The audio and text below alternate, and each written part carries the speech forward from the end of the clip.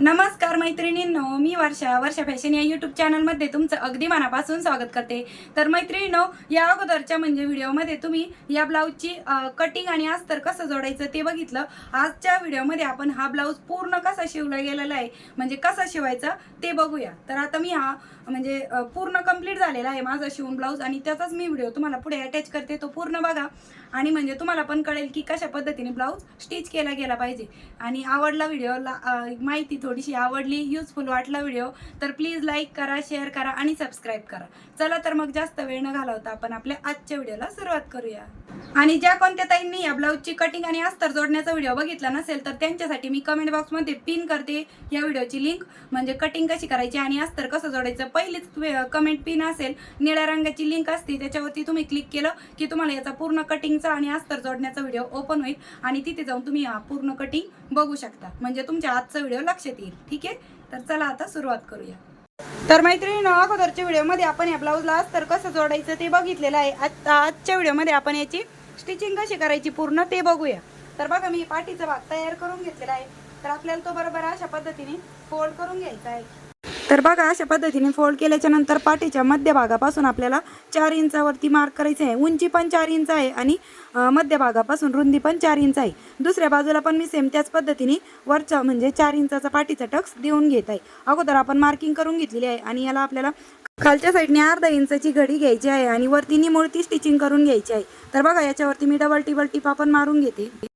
तर बघा, अशा पद्धतीने आपण पाठीचा टक्स देऊन घेतलेला आहे। आता दुसऱ्या बाजूचं पण आपण सेम त्याच पद्धतीने टक्स देऊन घेत आहोत आणि याच्यावरती आपण 2 ते 3 टिपा मारून घ्यायच्या आहे सुरुवातीला, आणि मागे तिथे जिथे सुरुवात असते तिथे लॉकच्या टिपा पण मारून घेतलेल्या आहे। आता यानंतर हे साईड पॅटर्न आपल्याला जोडून घ्यायचे आहे। तर बघा, अशा पद्धतीने ठेवून घ्यायचे आहे दोन्ही साईडच्या 2 कटोरी साईडचा भाग। आता मी एका साईडचं तुम्हाला शिवून दाखवते आणि दुसऱ्या बाजूचं सेम तसंच शिवून घ्यायचं। तर बघा, कटोरी खाली ठेवलेली आहे साईड भागाला आणि अशा पद्धतीने खेचायचा नाही हा भाग, म्हणजे जसाच्या तसाच शेप राहील आपला, ओढायचा नाही आहे। जशाची तशीच आपल्याला हे जसं कटोरीचा आकार आहे तशी स्टिच करायची। तर बघा, अशा पद्धतीने ते दिसणार आहे। आता यावरती मी पुन्हा डबल स्टिच पण करून घेत आहे। ठीक आहे, न ओढता करायची, म्हणजे हा भाग आपला खेचला जात नाही। ठीक आहे, आणि त्यानंतर आता आपण इथे कटोरीचा टक्स देऊन घेऊया। तर कटोरीला मी अगोदर व्यवस्थित थोडासा भाग खालीवर असेल तर कट केला आहे। घडी 1.5 आणि उंची 2.5 अशा पद्धतीने आपल्याला कटोरीचा टक्स देऊन घ्यायचा आहे। तर लक्षात ठेवा मैत्रिणींनो, मी प्रत्येक कटोरीला हाच टक्स देते, म्हणजे घडी 1.5 आणि उंची 2.5। तर बघा, किती छान असा आपला पप आलेला आहे। आता यानंतर आपण ही क्रॉसपट्टी लावून घेऊया। तर त्यासाठी अगोदर आपण या दोन्ही साईडच्या क्रॉसपट्टी अशा पद्धतीने ठेवून घ्यायची आहे। ठीक आहे, आणि ह्या भागाची आपण जोडून घेऊया। तर बघा, कशा पद्धतीने मी ती ठेवून घेणार आहे। तर आतील टक्स बघा कटोरीचा आपण साईडला करून घेतलेला आहे आणि अस्तर आणि कटोरी अशा पद्धतीने ठेवून घेतलेली आहे, म्हणजे आपली इनविजिबल स्टिचिंग होणार आहे कटोरी क्रॉसपट्टीची। कारण की मी अस्तर जोडताना पण त्या व्हिडिओत सांगितलं होतं की आपण जी क्रॉसपट्टी आहे ती इनविजिबल स्टिचिंग करणार आहोत। तर बघा, अशा पद्धतीने अस्तरातून आणि बाहेरून मेन फॅब्रिक ब्लाऊज तो अशा पद्धतीने ठेवून यावरती स्टिच करून घेत आहे। तर बघा, तुम्हाला दाखवते ते कसं दिसणार आहे। बघा, आतली साईड पण आणि बाहेरची साईड पण, म्हणजे कोणतीच शिलाई आपली बाहेरून दिसणार नाही। अशा पद्धतीने आपण ही क्रॉसपट्टी जोडून घेतलेली आहे। आता खालच्या भागाला आपण बघा, वरचा भाग अशा पद्धतीने गोळा करून त्याच्यामध्ये घालून घ्यायचा आहे आणि बॉटमच्या साईडने पण आपण अर्धा इंचाची मार्जिन सोडून स्टिच करून घेऊया। असं केल्यामुळे काय होतं, आपली जी क्रॉसपट्टी आहे ती खालची साईड आणि जी जोडलेली आहे ती पण दोन्ही पण जी स्टिचिंग आहे ती वरतून दिसत नाही आणि अगदी अंडरग्राऊंड स्टिचिंग होते आपली क्रॉसपट्टीची। आणि अशा पद्धतीने तो भाग बाहेर काढून घ्यायचा आहे। तर बघा, दोन्ही पण साईडनी क्रॉसपट्टी कशी दिसत आहे, कोणत्याच साईडने तिची शिलाई आपली बाहेरून दिसत नाही। आणि वरतून मी पुन्हा कडेकडेने पण स्टिच करून घेते, एक्स्ट्राचा पार्ट मी कट करून घेतलेला आहे। ठीक आहे, आणि अशाच पद्धतीने आपण दुसरा पार्ट पण स्टिच करून घेऊया। तर बघा, मी तुम्हाला आतून बाहेरून दाखवलेली आहे। आता दुसरा पण पार्ट मी सेम अशाच पद्धतीने स्टिच करून घेते आणि मग तुम्हाला पुढे दाखवते। ठीक आहे, तर बघा मैत्रिणींनो, अशा पद्धतीने मी हा दुसरा पण पार्ट तयार करून घेतलेला आहे। मी तुम्हाला या पार्टची दाखवली होती, हा पार्ट सेम तसाच करून घेतलेला आहे। आता हे जे 2 बाजू आहेत आपले, हे मधलं अंतर ते चेक करून घ्यायचं आहे, छोटं मोठं तर नाही ना, दोन्ही पण सेम करेक्ट चेक करून घ्यायचं आहे। आणि त्यानंतर हे अशा पद्धतीने पकडून पण आपल्याला दोन्ही अंतर इकडचं पण प्लस हे पूर्ण अंतर चेक करून घ्यायचं आहे। आणि जर थोडंफार कमी जास्त असेल तर ते तुम्ही करेक्ट करून घेऊ शकता अशा पद्धतीने। ठीक आहे, तर बघा मैत्रिणींनो, अशा पद्धतीने मी हा भाग चेक करून घेत आहे आणि थोडंफार छोटं मोठं असेल, किंचितचा फरक जर असेल तर तो तुम्ही कट करून घ्यायचा। तर माझा बघा थोडासा फरक वाटतोय, तर मी इथे कट करून घेतलेला आहे, म्हणजे दोन्ही पण पार्ट आपले सेमच पाहिजे। तर बघा मी अशा पद्धतीने चेक करून घेतलेलं आहे, तुम्ही पण असंच चेक करून घ्यायचं आहे. ठीक आहे. आणि अशा पद्धतीने ते करेक्ट करून झाल्याच्या नंतर आपल्याला इथे हुकपट्टी आणि लूकपट्टी लावून घ्यायची आहे. तर मी इथे अस्तरचाच कपडा घेतलेला आहे ह्याच ब्लाऊजचा, जो की आपण कटिंगमधून उरलेला होता तो. तर बघा त्याची मी साधारण 1.5 ते 2 इंच रुंदीची पट्टी घ्यायची आहे. आणि बघा अशा पद्धतीने जिकडनं आपल्याला हुका लावायची आहे खालच्या साईडने मी फोल्ड करून घेतलेली आहे.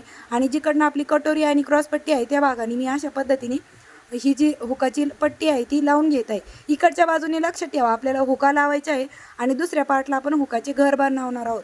आणि या अगोदर पण मी हुकपट्टी आणि लूकपट्टी कशी लावायची त्याचा व्हिडिओ दाखवलेला आहे. सर्वच व्हिडिओ मी दाखवलेले आहेत, पण ज्या ताई नवीन जोडले गेलेले आहेत त्या विचारतात की ब्लाऊजचे व्हिडिओ दाखवा, म्हणून मी हा व्हिडिओ बनवत आहे.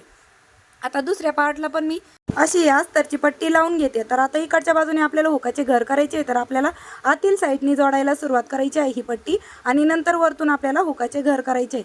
तर इथे मी अस्तरचा कपडा घेतलेला आहे, तुम्ही ब्लाऊजचा पण घेऊ शकता, पण मी इथे ब्लाऊजचा कपडा खूप धागे सोडत होता त्यामुळे मी इथे फक्त अस्तरचाच कपडा घेतलेला आहे. तर बघा अशा पद्धतीने खालच्या साईडने फोल्ड करून आतील बाजूने अस्तरच्या बाजूने आपण ही जी काही पट्टी आहे ती जोडून घेणार आहोत. आणि बघा अशा पद्धतीने जोडल्याच्या नंतर आपल्याला यावरती पुन्हा दाबटीप पण देऊन घ्यायची आहे. आणि ही वरच्या साईडने फोल्ड करून आपल्याला, तर बघा अगोदर मी एक म्हणजे डबल फोल्ड केलेली आहे.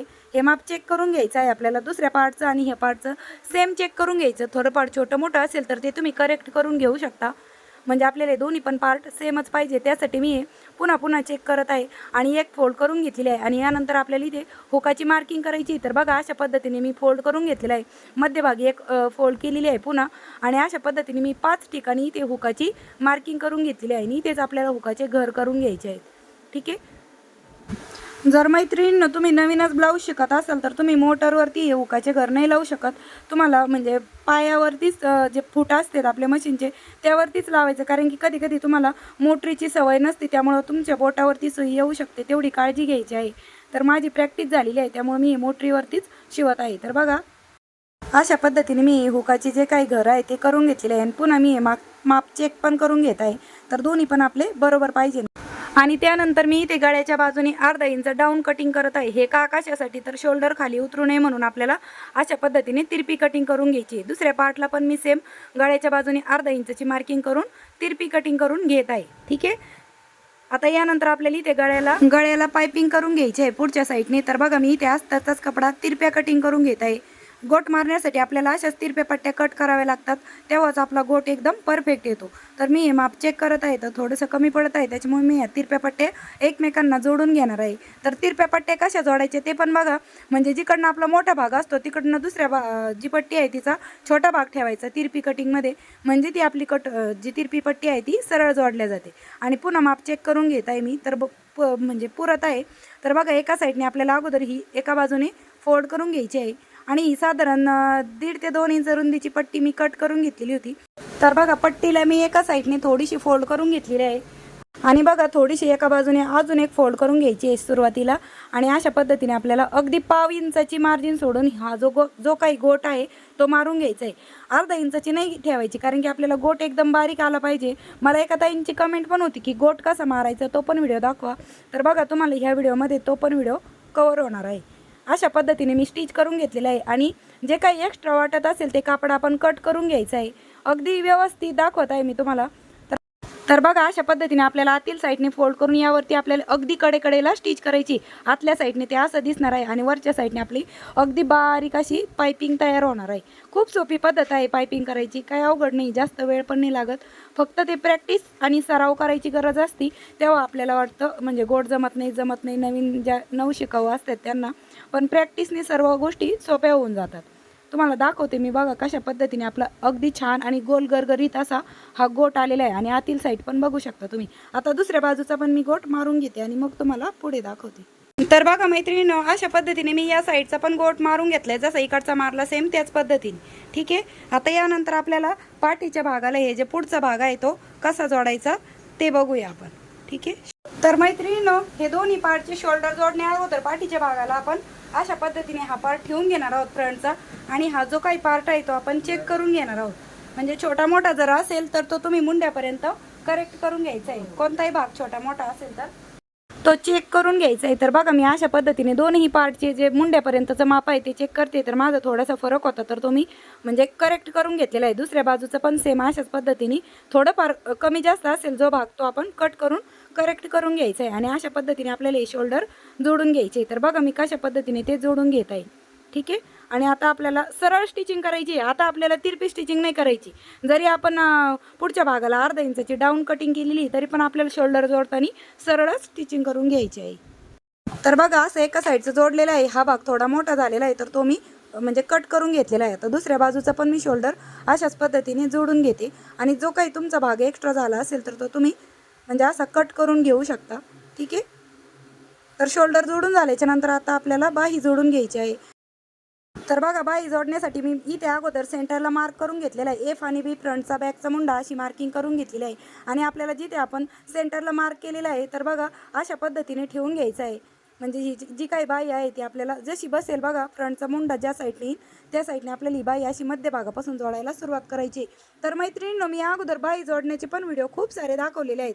म्हणजे बाईला कपडा कमी पडत असेल तर जोड कसा द्यायचा, पण ज्या ताई नवीन आहे त्यांनी बघितलेले नाही त्यांच्यासाठी मी हा व्हिडिओ बनवत आहे पुन्हा। तर पूर्ण ब्लाऊजची शिलाई दाखवायची म्हटलं तर व्हिडिओ खूप मोठा होतो, त्यामुळे मी सेपरेट पार्टमध्ये पण बनवलेले आहेत। म्हणजे क्रॉसपट्टी कशी लावायची, बाईला म्हणजे ब्लाऊजला बाई जोडायची कशी, ब्लाऊजला फिटिंग करायची कशी, असे सेपरेट व्हिडिओ बनवलेले आहेत। म्हणजे ते पण तुम्ही बघून घ्या। तर बघा ही बाई जोडल्याच्या नंतर मी दुसऱ्या पार्टची पण बाई सेम या अशाच पद्धतीने जोडून घेते। तर मैत्रिणींनो दुसऱ्या साईडची पण मी बाई स्टिच करून घेतली सेम अशी, ही जशी केली सेम त्याच पद्धतीने। आणि यावरती मी डबल स्टिच पण करून घेतलेला आहे। आता बरोबर आपल्याला असा सरळ जो भाग आहे म्हणजे राईट साईडनेच आपल्याला असा स्टिच करून घ्यायचा आहे।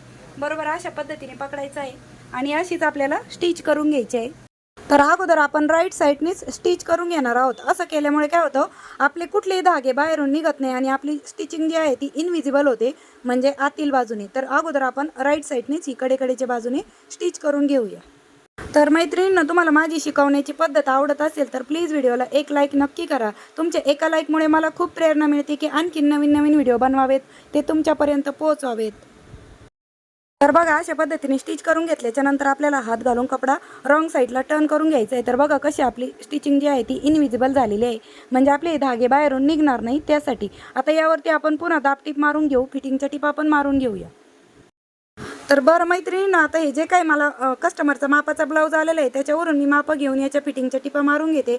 बाही, गोलाई, छातीचा भाग आणि कमरेचा भाग असं माप टाकून आपल्याला इथे फिटिंगच्या टिपा मारून घ्यायचे। तर बघा मैत्रिणींनो अशा पद्धतीने मी इथे फिटिंगच्या टिपा पण मारून घेतलेला आहे। माझी इथे बाही गोलाई होती 5, पहिल्या हुकापासून तर मोंड्यापर्यंतचं अंतर 8 आणि ही कंबरचं होतं 6.5। तर मी अशा पद्धतीने हे 3 4 टिपा दोनही साईडने मारून घेतलेल्या आहे। आता हा आपण राईट साईडला टर्न करून घेऊया। अशा पद्धतीने खूप सुंदर असा आपला कटोरी ब्लाऊज शिवून तयार झालेला आहे।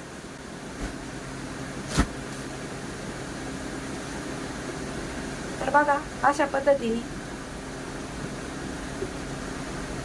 ही आहे आपली फ्रंट साईड, अशा पद्धतीने दिसत आहे तो। आणि बॅक साईडने असा हा आपला तयार झालेला आहे शिवून। तर कसा वाटला तुम्हाला आजचा हा व्हिडिओ ते पण मला कमेंट करून नक्की सांगा। आणि वेळात वेळ काढून तुम्ही हा व्हिडिओ इथपर्यंत बघितलात त्याबद्दल तुम्हा सर्वांचे खूप मनापासून धन्यवाद। भेटूया पुन्हा नेक्स्ट व्हिडिओमध्ये, तोपर्यंत bye bye. Thanks for watching. Shri Swami Samarth. जय जिजाऊ, जय शिवराय। अजून माझ्या इथे हुका लावायच्या राहिल्या आहे, मी फक्त तात्पुरतंच तुम्हाला हे ठेवून दाखवत आहे।